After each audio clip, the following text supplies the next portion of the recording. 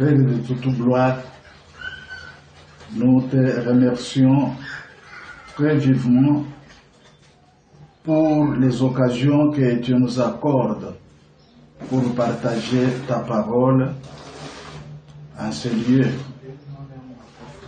Nous avions longtemps parlé au sujet de l'appel de Dieu au ministère. Par après, nous avons partagé sur la consécration des serviteurs établis par Dieu. Et dans cela, nous avions touché les sacerdoces, c'est-à-dire les temps, les périodes et les personnages qui rendaient leur culte à Dieu. C'est pourquoi aujourd'hui, nous allons parler des sacerdoces de Dieu selon la Bible. Les sacerdoces de Dieu selon la Bible.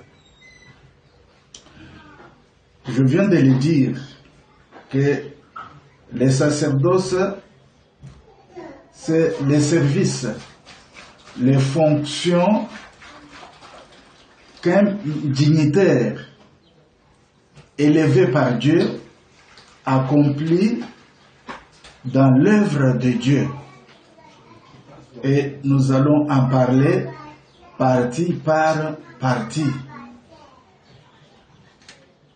Les ministères de ceux qui avaient le pouvoir d'offrir à Dieu des victimes pour les sacrifices nommés sacerdoces se situent à travers la Bible, époque par époque, en se subdivisant en 3 périodes d'exercice. Il y a les sacerdoces patriarcales, les sacerdoces lévitiques et les sacerdoces christiques. Chaque période sacerdotale avait sa manière de rendre un culte à Dieu, dans le but de se mettre en communion avec lui. Caïn et Abel furent le premier à recevoir la révélation d'offrir à Dieu des offrandes. Mais la méthode utilisée pour sacrifier ne nous est pas présentée par la Bible. Noé fut la 2e personne à offrir à Dieu un sacrifice de sang, signe de reconnaissance, de remerciement pour avoir été sauvé contre le déluge. Genèse chapitre 8, verset 20 nous précise la formule d'usage. Noé bâtit un autel à l'Éternel.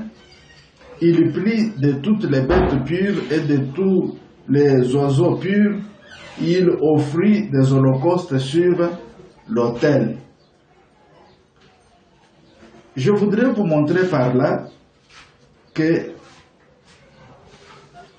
la manière dont d'autres personnes, à travers la Bible, nous a signifié comment cet âge, les gens rendaient culte à l'Éternel.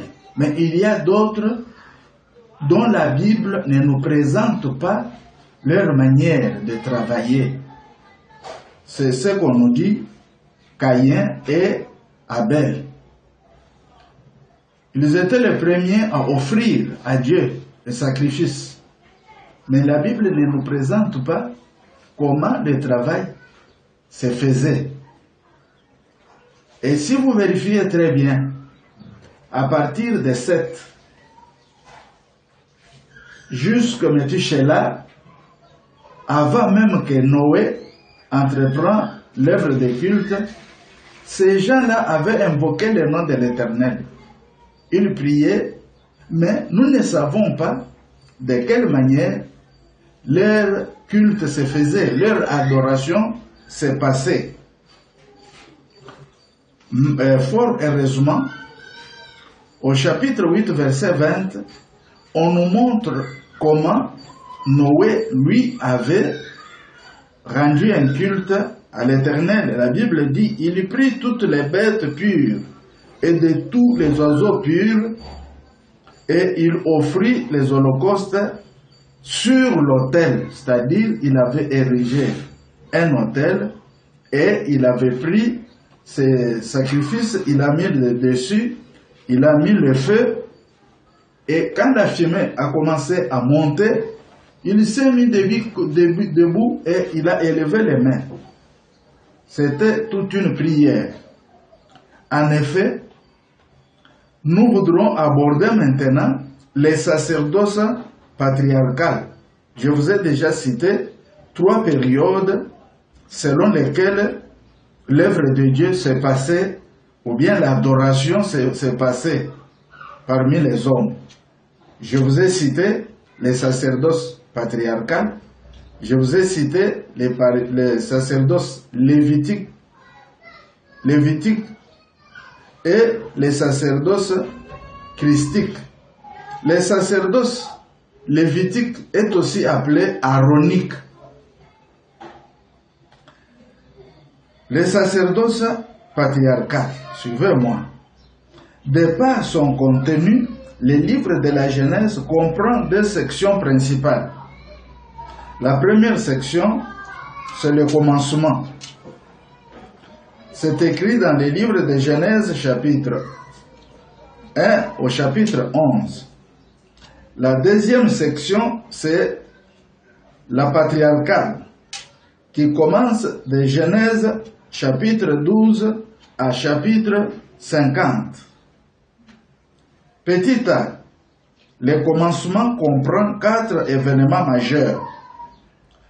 Dans le commencement, nous avons la création, nous avons la chute, nous avons le déluge et nous avons la dispersion des peuples. Petit b, nous avons la section patriarcale, définit la vie des 4 hommes remarquables, 4 personnages, 4 ministres qui ont travaillé, qui ont adoré pendant cette période patriarcale. Nous avons Abraham, nous avons Isaac, nous avons Jacob et nous avons Joseph. Ce sont les personnages qui ont régné pendant cette période. Abraham, pour conclure une alliance avec Dieu, avait utilisé les rituels couramment pratiqués. Bâtir un autel, couper les animaux en morceaux. C'est ce qui se faisait même chez les païens à cette époque-là. Et Abraham avait imité cette méthode, il l'avait aussi utilisé. Bien-aimés, nous avons toujours dit, même dans nos adorations, lorsque nous adorons Dieu, Dieu ne s'occupe pas des rythmes. Dieu ne s'occupe pas des instruments que nous pouvons utiliser. Dieu s'occupe tout simplement de paroles que vous utilisez dans votre mélodie. Gloire à l'agneau. Jacob avait aussi bâti un autel à l'Éternel pour recevoir la direction d'aller en Égypte. Vous comprenez que nous déduisons en effet que les sacerdoces patriarcales étaient une affaire d'une personne qui adressait sa prière à Dieu ou rendait un culte d'adoration à Dieu à titre individuel. Ces services étaient occasionnels, dépendant de toute évidence des cas. C'est confirmé par les Écritures saintes en Genèse 15 et en Genèse 22. Genèse 15, versets 9 à 13. Genèse chapitre 22, verset 1 à verset 13. Abraham n'a sacrifié que 2 fois. C'est-à-dire, Abraham, lorsque Dieu lui avait promis de lui accorder en possession les terres cananéennes. Abraham avait demandé à Dieu comment cela pouvait se faire. C'est alors que Dieu lui a prescrit ou bien lui a recommandé de faire un sacrifice. Il a érigé un autel, il a mis les sacrifices que le Seigneur lui avait prescrits, il a mis le feu. C'est ce que je vous dis brièvement. Et lorsque Abraham a été éprouvé par Dieu, Dieu lui avait dit de lui offrir en sacrifice son fils, son unique, Isaac. Abraham avait amené le fils au sommet de la montagne pour le sacrifier. Alors, l'ange lui dit, ne faites pas cela. Regarde derrière vous, dans un buisson. Lorsqu'il retourne et braque les yeux dans un buisson, il a vu un bélier. Et l'ange lui dit, prends ce bélier, sacrifie-le. C'était pour la deuxième fois. Cette bête a remplacé Isaac à être sacrifié. Jacob l'a fait une fois.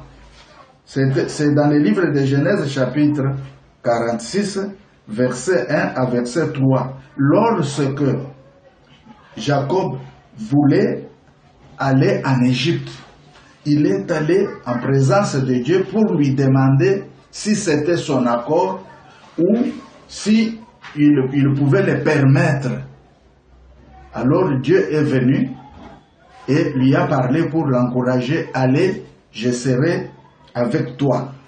Isaac et Jacob n'ont rien fait à l'Éternel en sacrifice. Nous n'avons rien vu.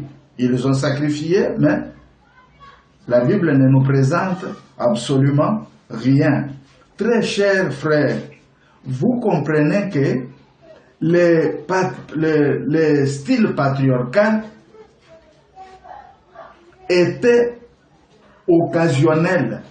C'est-à-dire que c'est différent des cultes que nous faisons à notre époque ici.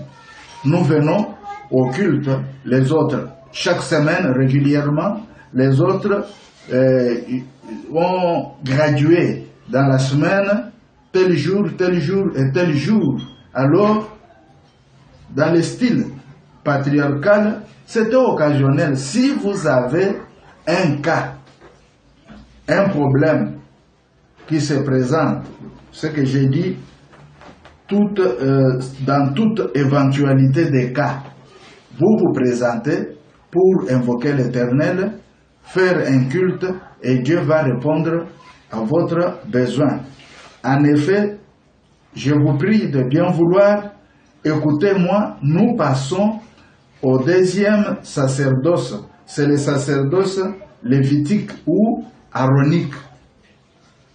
Le sacerdoce patriarcal était un service par lequel une personne adressait sa prière d'adoration à Dieu par un culte personnel au moyen d'un sacrifice consumé au feu de l'autel. Cette personne avait le grade de père de la famille et prêtre de Dieu en même temps. Tandis que le sacerdoce aaronique ou lévitique était un ensemble de règles relatives au culte que seule la tribu de Lévi et la famille d'Aaron devaient l'accomplir devant Dieu. Pour permettre au peuple de vivre sa relation d'alliance avec l'Éternel et réaliser sa vocation de lui rendre un culte, le Seigneur avait prescrit de lui offrir les sacrifices, l'holocauste, les offrandes végétales. Nous allons l'aborder maintenant.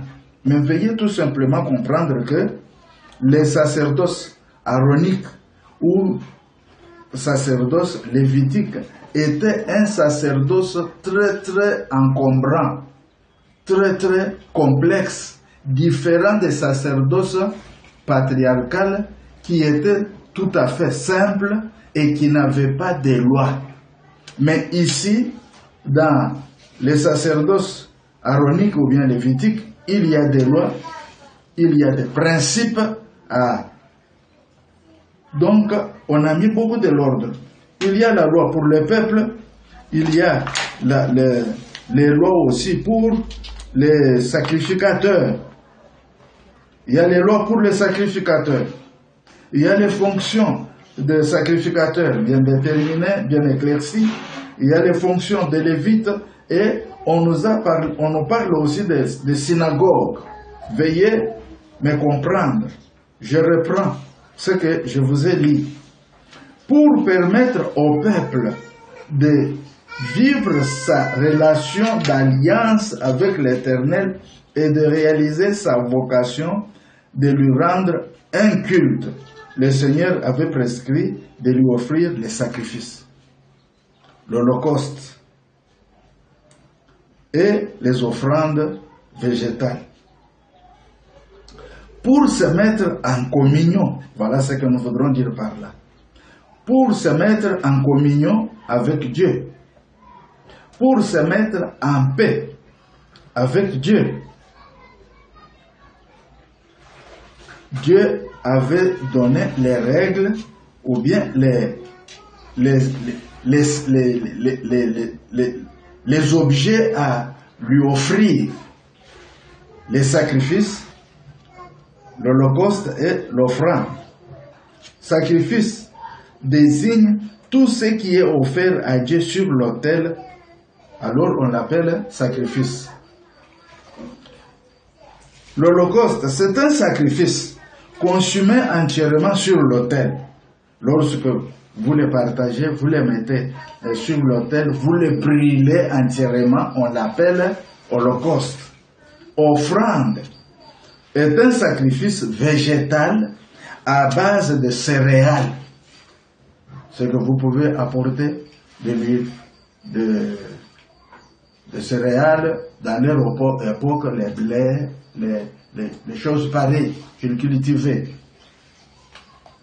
Je voudrais maintenant vous parler des lois confiées au peuple.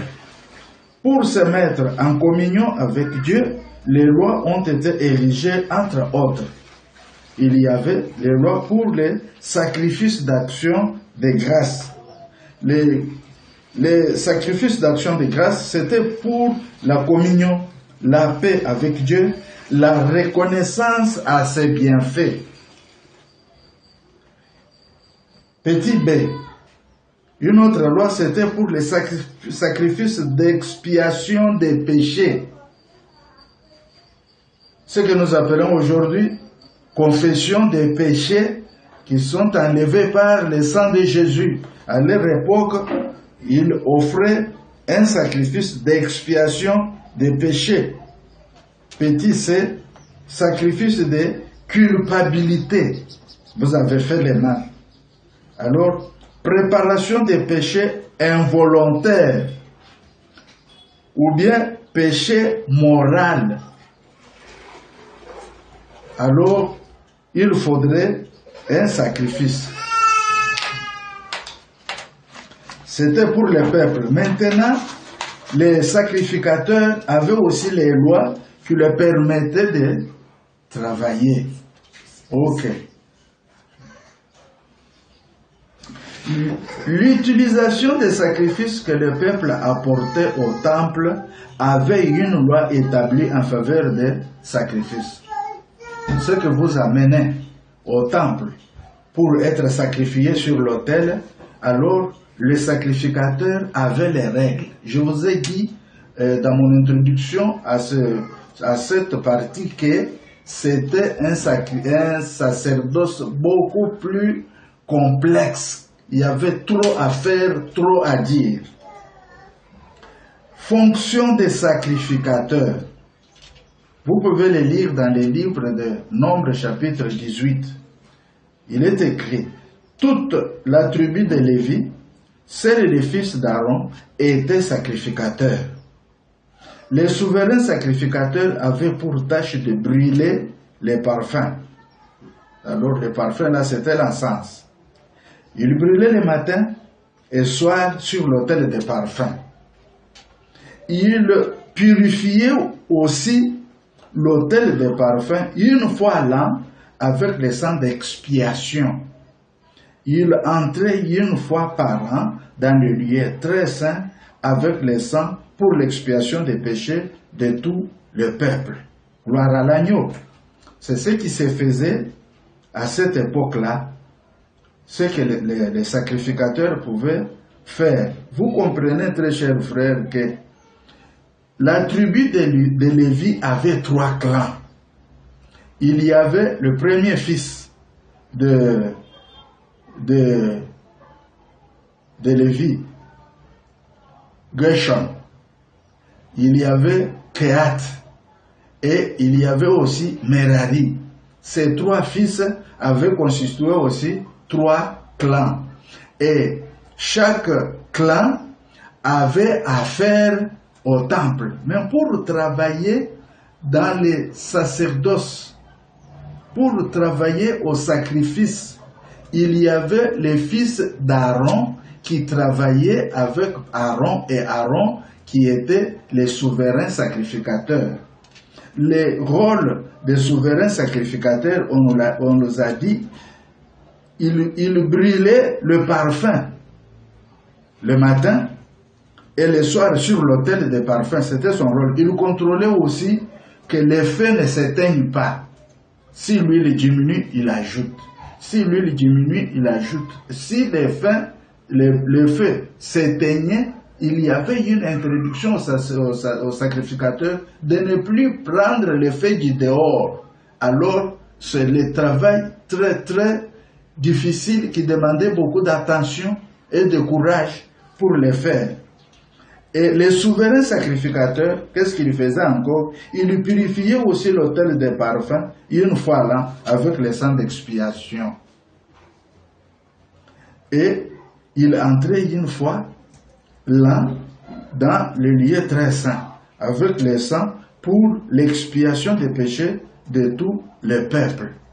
Ils travaillaient dans le lieu saint avec ses fils, les sacrificateurs, et les souverains sacrificateurs, je reprends, les sacrificateurs travaillaient avec les souverains sacrificateurs dans le lieu saint, et dans le lieu très saint, il entrait seul une fois l'an.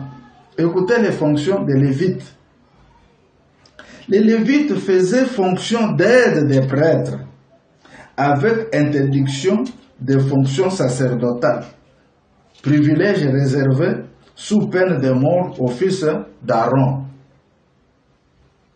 C'est écrit dans les livres des Nombres, chapitre 4. On vous présente ce que les Lévites faisaient. Je voudrais vous parler de la synagogue. Il s'agit d'un lieu où les Juifs se réunissent pour célébrer leur culte. Cette institution est apparue lorsque les temples étaient détruits. Les Juifs qui avaient été dispersés à l'étranger ressentaient le besoin de posséder un lieu où ils pourraient se réunir pour adorer Dieu. Des synagogues furent ainsi érigées partout où ils se trouvaient. Alors je pourrais vous dire que avec la déportation à Babylone, c'est là où ce besoin a commencé à se faire ressentir et ils ont commencé à ériger là-bas. Même lorsqu'ils sont rentrés, tout le monde n'était pas au temple. Après que le temple a été construit par Zorobabel, il y avait dans la ville les synagogues et les gens de la ville priaient dans les synagogues. Mais comment la prière pouvait se faire? On ne sacrifiait pas à la synagogue. Écoutez, la synagogue était dépourvue de l'autel pour les sacrifices. Le culte qu'on y célébrait les jours du sabbat se déroulait de façon assez simple. Comment? il consistait principalement à la lecture des Écritures. Et la prière, un enseignement et souvent un sermon d'interprétation. Vous avez tout simplement la lecture, l'interprétation des Écritures, il y a aussi la prière. Il y avait un chef de synagogue, des anciens du peuple qui assumaient la discipline et les assistaient à la documentation pendant l'adoration. Il y avait les anciens qui gardaient le rouleau, qui conservaient, qui gardaient, qui contenaient la parole de Dieu. Alors c'est un ancien qui peut se mettre debout pour lire. Mais il y avait un gardien du temple qu'on appelle... Il y avait un chef de temple pour les garder. Très chers frères, je vous ai parlé de 3 services ou sacerdoces. Sacerdoce patriarcal, sacerdoce aaronique ou lévitique. Nous allons continuer prochainement avec les sacerdoces christiques afin de mettre notre conclusion. Mais nous nous arrêtons ici et je me confie entre vos saintes mains afin que le Seigneur nous aide, nous éclaire, peut-être avec vos questions éventuelles. Que mon Dieu bénisse cette parole. Je vous dis, je vous remercie.